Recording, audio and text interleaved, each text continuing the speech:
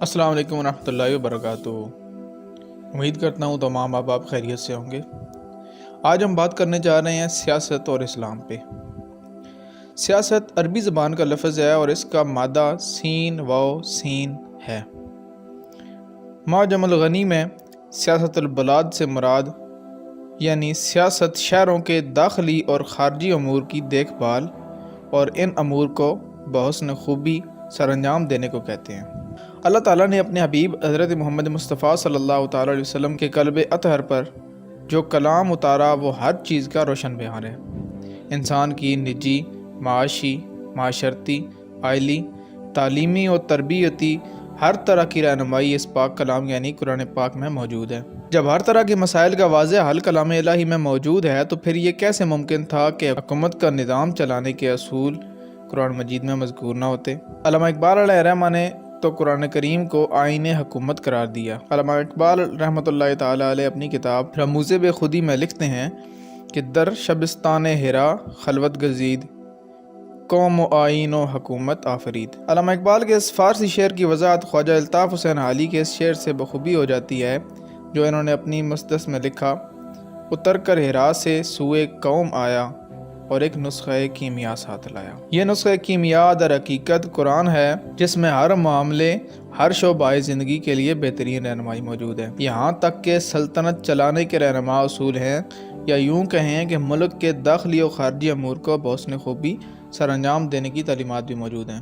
اسی لیے بانی پاکستان قائد اعظم محمد علی جناح سے قیام پاکستان سے قبل جب کسی نے پوچھا کہ آپ جس نئے وطن کی تحریک چلا رہے ہیں اس کا آئین و قانون کیا ہوگا، تو آپ نے قرآن مجید اٹھا کر فرمایا: ہمارے ملک کو کسی نئے دستور کی، کسی نئے قانون کی ضرورت نہیں، اس کا دستور پہلے ہی موجود ہے جو کہ قرآن پاک ہے۔ اسلام کے دامن میں سیاست و قائدین سیاست نیز منتظمین سیاست، سلطنت میں کیا خوبیاں ہونی چاہیے، یہ سب موجود ہے۔ چنانچہ حکم اسلام کیسا ہونا چاہیے اس کے متعلق قرآن مجید میں ارشاد فرمایا: قال ان اللہ اصطفاہ علیکم وزادہ بسطۃ فی العلم والجسم۔ ترجمہ: اسے اللہ نے تم پر چن لیا اور اسے علم اور جسم میں کشادگی دی۔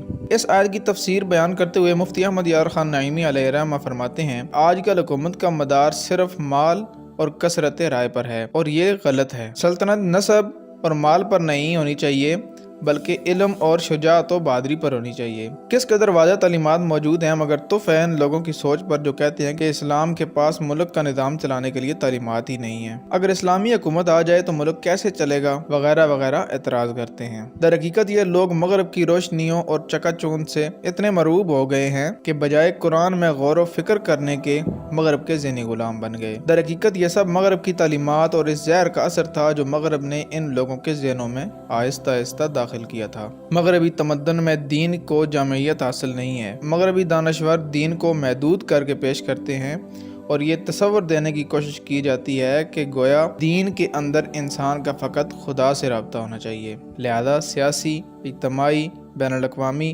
اور حکومتی سطح پر روابط قائم کرنا دین اور مذہب کے دائرہ کار سے باہر ہیں اور یہ چیزیں انسان اور خدا کے رابطے سے جداگانہ چیزیں ہیں۔ پھر اس پر مستضاد یہ کہ سیاست کو ایک لفظ بدنام بنا کر پیش کیا گیا، حتیٰ کہ جھوٹ، دغا، لوٹ مار وغیرہ امور سر انجام دینے والے کو سیاسی آدمی کہہ کر پکارا جانے لگا۔ اس طرح مسلمانوں نے سیاست سے کنارہ کشی اختیار کرنا شروع کر دی اور پھر اس کا نتیجہ یہ ہوا کہ ایمانوں میں صحیح العقیدہ متصلب فی الدین لوگوں کی نمائندگی ختم ہو کر رہ گئی۔ جبکہ دیکھا جائے تو ملک و قوم کی خدمت کے جذبے کے تحت سیاست کرنا اور اللہ تعالیٰ کے بیان کردہ نظام کو رائج کرنے کے لیے سیاسی عمل میں آنا بذات خود ایک مستحسن عمل اور بعض اوقات ثواب تک ہے۔ حتیٰ کہ سیاست خود انبیاء اکرام علیہم السلام نے فرمائی۔ بخاری شریف کی حدیث ہے کہ بنی اسرائیل کے انبیاء سیاست فرماتے تھے۔ اسی لیے ہونا یہ چاہیے تھا کہ جس وقت سیاست کو بدنام کرنے کی مغربی کوششیں ہو رہی تھیں اس وقت بھرپور سیاسی عمل میں حصہ لے کر اسلامی سیاسی قوانین متعارف کرائے جاتے، کیونکہ اسلام نے سیاست کو جس رخ کے ساتھ پیش کیا ہے اگر اسی رخ سے سیاست کو دیکھا جائے تو یہ ایک اہم ذمہ داری اور اہم فریضہ کے طور پر سامنے آتی ہے۔